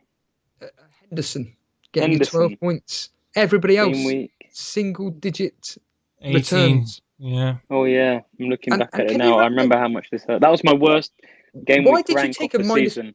Why did you take a -12 at the time? What can you remember? Yeah, I remember going. 1 second. I'm just busy at the moment. Give me a few minutes. 1 second. Yeah, sorry about that, guys. Yeah, that's just taking me off my flow. My dad's buying us a sofa and he wanted me to sign something. I said, no, sorry, Elite first. Yeah, do you know what? I took a -8 and then I thought, one more transfer, why not? So I was like, let me just go for it. I think, was this... So this was directly after the game week where I just got my best overall game week this season. You know, the triple captain Salah. So I got you felt that you could back. So I was like, you thought that you could, just spend some of our points. Yeah. I've earned it. Let's just do it. Clearly, that wasn't a good idea.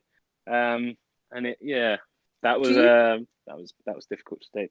I said earlier on that something that I've actually learned from Jason is the early part of the season, a bit like what you've done here. The early part, maybe not as late as you, but maybe between game weeks 2 up to, say, game week 10, for argument's sake, take the hits then. Try and build that squad of quality players, which you know moving forward will serve you well. And then don't worry about the hits afterwards, because that way you can build the team value, etc., etc. What are your thoughts on that? I've never played like that. I've taken hits all season long, but I get your thinking there. But there's definitely a reluctance amongst the community to take hits, and I don't think it's a bad thing. You know, even Late Riser, who's been he's a phenomenal player. Again, I think he finished second first in India 2 years in a row now, and he finished like 30th or something overall. 33rd, I think. 31st or something like that, and he's very. He's not risk adverse, and he makes the transfers and takes hits, but he's very calculated with them. So if it's done right, then I don't think it's a bad idea at all. No, precisely. Have there been, off the top of your head, any? Because obviously you've been part of the show since day dot, really. But for this season, I know it's been going on for a year. Has there been any standout moments for you across the Elite, whether it's in live streaming or even in the Discord? Because we'll talk to you about Discord in a minute. Has there been any moments in the Discord, for example, that have stood out for you? There's not been one particular one. I'm sure there is one. Not one that I can think of off the top of my head, but game week deadlines have always been great fun, especially when everyone's in the hangouts. I couldn't, unfortunately, join yesterday. I wish I could have, but that I can imagine would have been absolute mayhem yesterday when we got those team news through. I know not positively so for you, Stevo. I did watch your reaction, and yeah, that was hard. That was hard to watch, mate. It wasn't good to see you so dejected. But yeah, Discord's been a great crack. The moment of the season for me has to be the stream that no longer exists. A 1 year anniversary, Jason. Does it exist? Fun. Does it exist? I thought you deleted it. Is it still there? No, it's not deleted. Bloody hell, I'm gonna have to watch members that only. back. Members only. To watch that back. That was one stream and a half. So is that members only? It is members only. It's okay. So if anyone here isn't a member, shameful plug here, but I would 100% recommend signing up just to watch that stream. That was pure action. That was brilliant. There's a side to Jason that you don't see on these normal streams because Jason's usually very civilized, should we say? Yeah. And this was very uncivilized. So yeah, great content. Yeah, it was Jason Unleashed. Yeah. Yeah, don't get to see that side of me that much. Made me look calm. What's your thoughts on Discord then? It's phenomenal, mate. I think we'll, if anyone in here, I imagine most people that are watching right now are hardcore followers. So the majority in here will be on Discord right now. But those that do watch this back on repeat, Discord's amazing. So a lot of FPL managers these days, you do find are starting to join Twitter. But Discord is just basically that. But you've got your own tight-knit community at the moment. So we've got 1,400 members now. People talking on a regular basis, both in text channels, but also voice channels. So you can actually speak with each other. And the camaraderie that's been created over this year has been phenomenal, and I'm sure it's going to continue in the off season too. People just, anticipating and looking forward to the new season. Before you know it, time will just fly by and we'll be into 2021.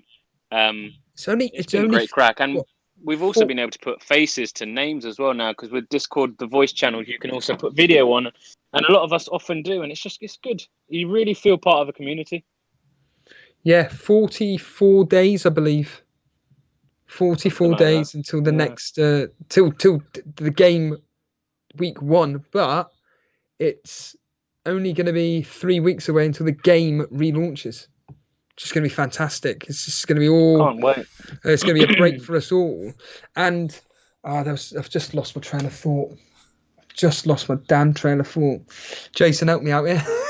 I can't wait for them to price players up like stupidly next season. That's going to be good fun. Yeah, Boona, you're up to date with most things. So I mentioned earlier to Jason about something about game week 1 going to be a blank and a double in game week 2. What's all this about regarding? Yeah, so basically, the clubs that are in Europe, if they go further on into those competitions, they've said they will allow those teams to start later than the others. So they will likely either not play game week 1 and start game week 2 potentially. I'm not too sure. So in that you've got City, was it Man U? Yes. Yeah. Man U, Wolves, Chelsea. And Chelsea are 3-0 down in their first leg. So the press release just disregarded them altogether as if they had already been knocked out, which is a bit harsh, but it's probably a good chance. So yeah, those teams potentially might not have a game week 1 if they progress. I don't know how far they need to progress. I don't know if they go out in the next round, whether they then have to play game week 1. I'm not too sure of the permutations, but that's what they're saying, which is quite interesting. It'll be a different start to the season. We'll do. I'll give you one. I'll ask one final question, and Jason can ask a final question for yourself. But my final question will be this: of all the players this season, like the big hitters and stuff, who do you think is going to be one of the highest priced? Would it be Kevin De Bruyne, Salah? Obviously for next season, Fernandes possibly. Who's going to be that That's a premium very asset? good Do you think that question. everybody's going to want? But it's going to be like, oh, I don't know. I think they're going to really put De Bruyne's price up. I think he could be 12.5 next season, the same as Salah. Salah, He could be 12 or 12.5.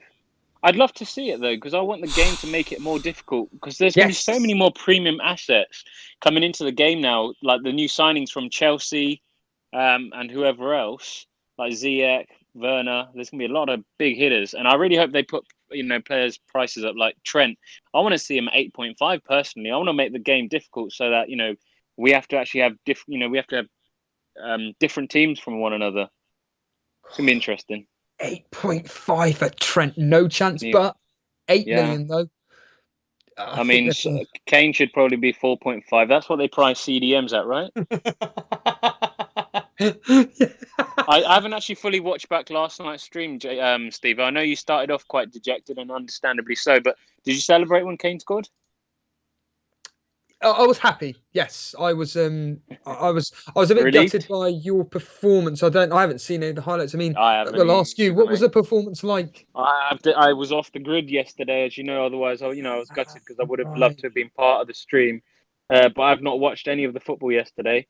It was a bit of a mediocre game week for me. Kind of just. I'm glad. I had one final decision to make last night, Steve, and that was whether to get rid of Fernandes for a Burnley defender for a -4. God. And then I saw the Liverpool team lineup, and I thought, go on, Fernandes, do your thing. He got me 0 points. If I'd taken the -4, I'd have been a lot worse off. Yeah, So we'll precisely. Any final words, Jason, for Boona before we get on to our final caller? Just thank you for everything you do for the show, man. Thank you for supporting us on social media and tweeting out about us on Discord and getting more members in and telling people about it and stepping up and doing some Q&As during your lunch break and covering the Tottenham game. It's been appreciated, man. It really has. No worries, man. Final one from me. Most of the people in Discord will have seen the. Actually, we won't speak about that just yet. We'll talk about the challenge in the future. We've got a project. We've got a big project to talk about, essentially. About that. Yeah, I mean, finally from me, inject my veins, baby. Peace out. See you later, mate. There's Boona. Jason, do you want to bring in the? Well, I'll do it. We'll bring in the final caller. Quiet Strippers FC. Hello, Quiet Strippers. I don't recognise the name. How's it going, Jason? Stevo? Hello. Good. You sound like you're in the distance. Whereabouts are you? I can not hear them. Where? Sorry. Hello. It's a niche, mate. Oh, it's a niche. Oh. It's a niche. For some reason, your voices are cutting out. I'm not sure why. Oh, we've got a Dan issue here, Jason. Mate. Don't talk to me. It's not our end. It's his end. Come on, Anish. You can do this, dude. Anish, you hear us? I think we're going to have to do the countdown, Jason. A 3, a 2. No. Oh, Anish. Come on, man. We tried. We tried and we failed. Okay, well, I think on that note, Jason, I think that does the show, to be honest with you. I think it's really a case of, have you got any final thoughts yourself? Anything, really? I mean, like it's all going to come down to just, if you enjoy the stream and you want to help support the stream, consider send us your money. Consider becoming a member so you can watch Stevo play cricket and we can do some like off the cuff streams and member streams and stuff like that. But no, in serious, if you want to support the show, just retweet our tweets, like our tweets. Tell people about us. It gets the podcast seen and heard by people that may be looking for our sort of content. It's not everybody enjoys what we do, but the people who do enjoy what we do stick around. Well, actually, sorry to interject. I'll tell you what. Jason, let's bring on it's not quite a special guest, but someone that could do a real good job is hello, Lewis. How are we doing, lads? Oh, there he is. God. Can we have the Lewis on? I'll leave you two to it. I'm going to put the kettle on. Could be a while. Flipping out. Lewis, in all seriousness, you were brand new to the show. It's the first ever season for you, and you ended up where? 10,000th, 1 point off the top 10k. Congratulations. Tell us about your season, pal. Where did you end up in the Challenge League so I can just quickly look at it myself? 19th. I did all right. Well, not the Challenge League, the James Bank League. So 19th, James Bank League. Okay. Yeah. You had a and to be fair, I think if I had chips, I would have got into the top 4. Yeah, ifs and buts, you didn't, did you? So. Yeah. All hindsight now. But no, in all seriousness, you've had an absolutely extraordinary. I mean, I look at that 10,593rd for your first ever season. Tell us about your enjoyment of just playing fantasy football. Oh, it's. I think the one word I can use to describe it, it's just an addiction now. It's just. I love all forms of games, and I don't know how I've never stumbled across fantasy football before. I've heard it about, but I've never got involved with it, and I'm so glad I have because I can literally see myself playing this for decades to come. Literally decades. I can see myself playing it for ages. It's literally become an addiction. Every deadline, every game week, tinkering with your team. It's unbelievable. Yeah, your worst. I'm just looking at it here. Your worst rank was 2 millionth. That was in game week 5. Yeah. And I suppose there's lots of questions to ask you because for a newbie doing so well, to be fair, I'm not trying to put a dampener on anything, but for a lot of people that start this game, they always have a really good first season. It's the second season when they've got the knowledge where it just seems to panic them into doing things that they wouldn't normally do. Yeah. Has anything taught you this season where it's just like, next season, I'm not going to do that, or next season, I'm definitely doing that? Oh, plenty of things. Honestly, I think the main thing this season that's put, like you said, there a dampener on everything is my chip usage. Like at the start, I didn't have a clue what I was doing. Yeah. Like I used 3 chips in 4 game weeks. Like that's literally that. Like, and I was still 2.2 million. Like it didn't help me at all. It made me worse off by a big margin. And I think another big thing is formation. Like at the start, I didn't really understand how the formations work properly. And I think formation is probably one of the most overlooked things in the game. I think the 3-4-3 and the 3-5-2, I'm going to go with them next season. No 4 at the back, no 5 at the back, no nothing. Because I've done that a lot this season and it's never ever worked. Yeah. Has there been a moment this year which you realised I've got this game nailed? I know how to do this. Has there been a moment at all? There's been a few. I think it was around. I think it was game week 11. Up on game week 11, I literally had I'm on my game week history now. Actually, I had 12 green arrows in a row. Besides one, and it was just it was game week 11 onwards. I really nailed the game, and I really 89 points. Got a grip for it. Yeah, and then onwards, it's just green, green, green all the way, and I've been in the top 100k ever since. I've never really looked back. I think I just started to jump on all the bandwagons really early, and I think that's one of the key things in FPL really. And I've been doing it all season, which is probably the main reason that I've done so well. Like Jack Grealish, I jumped on him before anyone even was thinking about him. He was 6 mil. I got a couple hauls out of him. Danny Ings, I brought him in before anyone got him. He was 6.1 when I brought him. He got so many points, literally for the rest of the season. There was other players like De Bruyne that was on really early. Yeah, that's one of the main things really. And I think my captaincy has been pretty consistent all season. I was on a little app earlier on and I tweeted it out.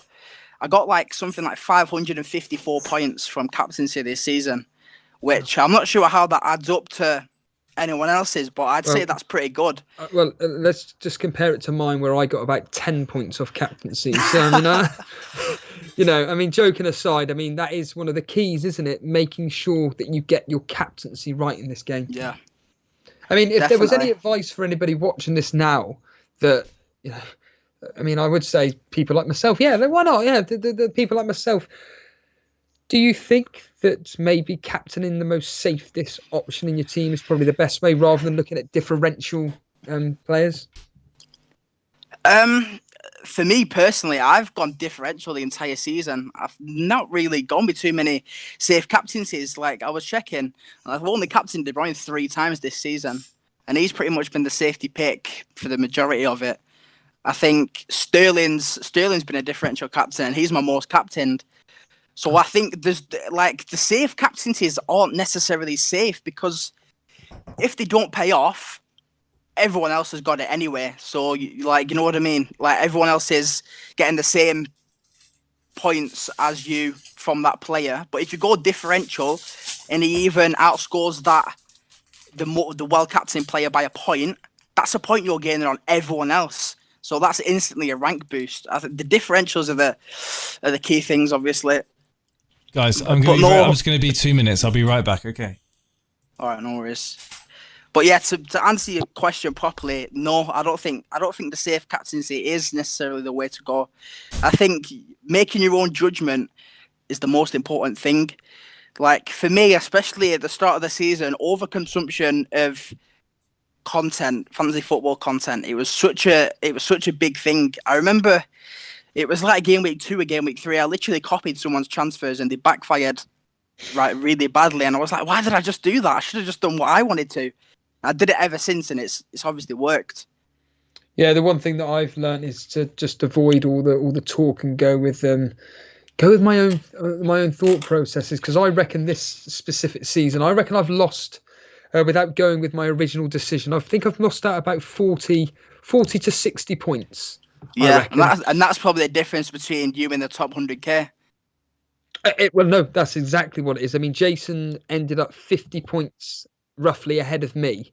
So Jason just finished outside of the top 100. So yeah, it is a case of, that. And funny enough, Andy on Let's Talk FPL said about one of the decisions he did was taking out Trent Alexander-Arnold before his 24-point haul, and that's exactly what I did.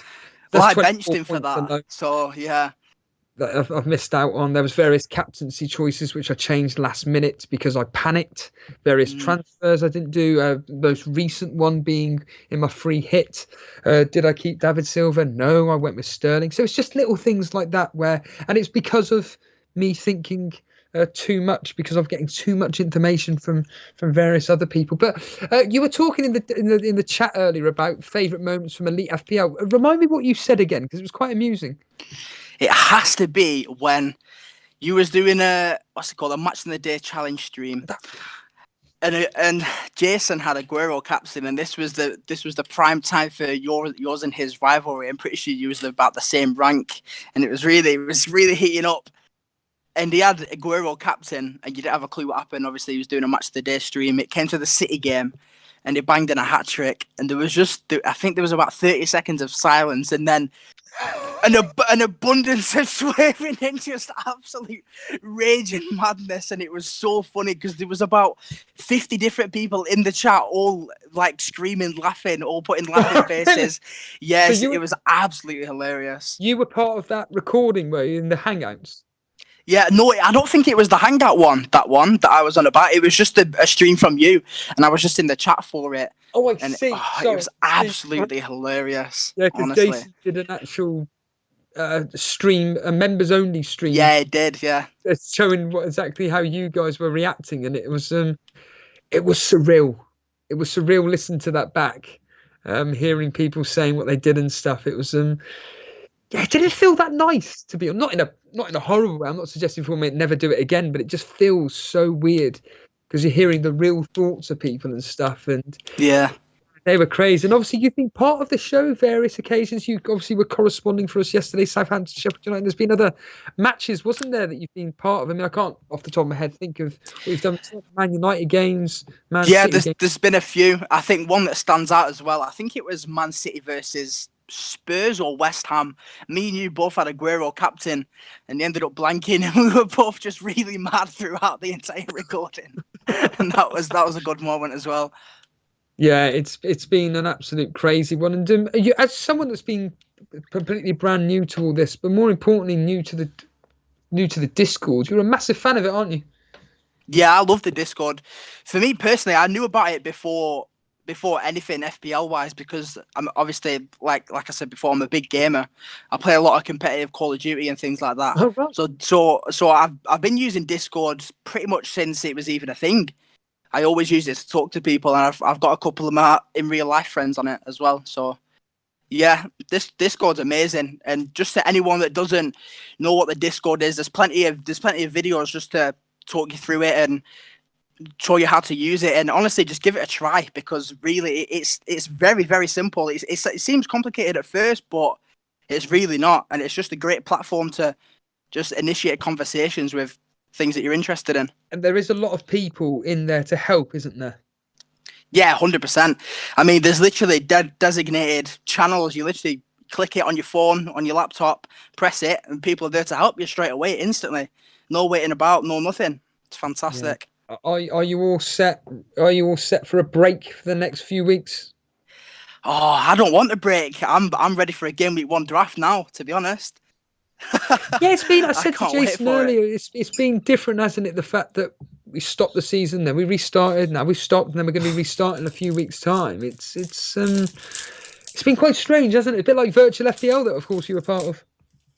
Yeah, it really is a strange one, because it's mad to think that like we was on this channel talking about the same season over a year ago now. Yeah. Like that's crazy. Like, yeah, and obviously virtual FPL throughout the break, it was a massive thing. It helped me throughout the lockdown in terms of everything, really. I mean, getting your dose of FPL was a good little addition. And to be honest, I hope virtual FPL makes a return, either in this little break that we've got now, or just at some point during the summer, because I think it was really good. And it also taught me a lot of things about the real game, in terms of going with your gut and just making sure your instincts are the first thing that you look to for transfers and captaincy, etc. Absolutely. Lewis, it's been an absolute pleasure this season, and we'll see you in a few weeks' time. See you later, mate. Thanks a lot. Cheers, pal. And Lewis there. We'll try and get Anish back, because he said he's try again. So, Anish, can you hear us? Hello, Anish, can you hear us? Anish, can you hear us? Oh no. Hello, Anish. No, can't hear you, buddy. We'll try Anurag.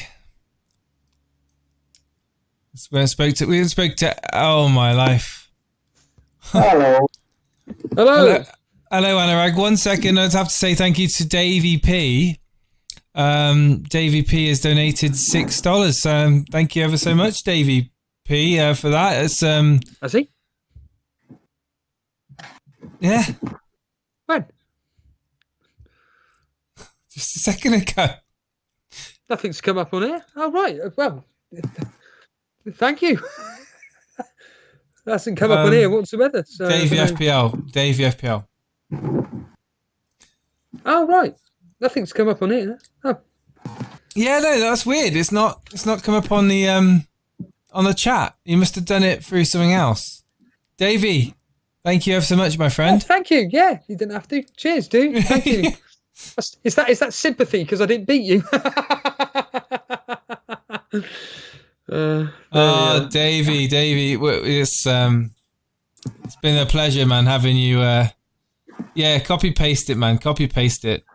But thank you ever so much for all the support you've been giving us throughout the season as well, and all the hard work you've been putting into your stuff, and your content has really worked and paid off for you. And it's I'm looking forward to seeing how you grow next season and having you on the show again. Absolutely. Anurag, Mr. Fantasy Football, Fantasy Basketball, Cricket, you name it, you do it. Good evening. Hello. Blimey, Anurag. I mean, I'm going to use that famous line of, have you got a cushion over your face? I mean, Oh, it's still the same? The line is very, very poor. How have you enjoyed this season? Pretty good. Where did you end up? rank wise? Around 34k. Well done, well done. How was the final day for you? And stressful towards the deadline. Very stressful. With all the, well, not really leaked news because we didn't really get news, but like we got like leaked news in like the last like minute. Less than a minute, I think. It was like some of it. Yeah, because like I had like, I had like Salah, and then like we got like Liverpool leak or the Liverpool leak news like 2 minutes before. So it did like the transfers like a second before the deadline, which worked out.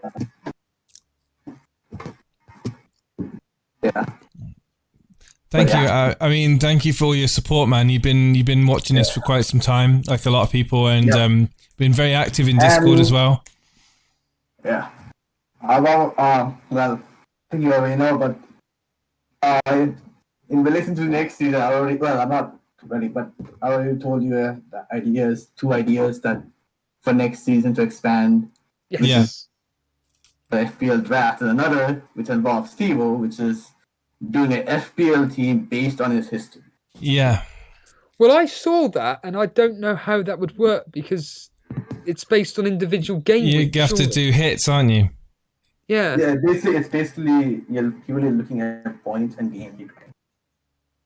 Right. Okay. And the draft. I mean, the draft. You play draft, don't you? Yeah. And you Jason like it, really right? wants to do that, don't you, mate? I'm gonna start a draft. I'm gonna give it a go. Yeah. That's pretty good. And there's there's two versions which we'll later on figure out which one to do, which is the fan tracks or the FPL version. Okay, yeah, we'll talk about that in the coming weeks, of course. But the line is very, very poor, Anurag, I have to say. But Davey FPL said that he's actually said now, he goes, I don't know what's worse, feeling coming fifth in the Cash League or losing to Dre in the on the one poker final. GG, lads. Enjoy the well-deserved break. And apparently a Big Mac is $3 in the UK. So therefore... It's $12. But it's no. That's the last 1 year. I've been using my headphones. Yeah, Anurag, thank you, man, for coming on. I'm going to quickly just move you out because it's very distorted. The line is very, very distorted. No, Davey, you didn't need to do that, man. But I appreciate it. And so does Stevo. And a Big Mac might be returning on screen for the pre-season. What do you reckon, Stevo? Forget it.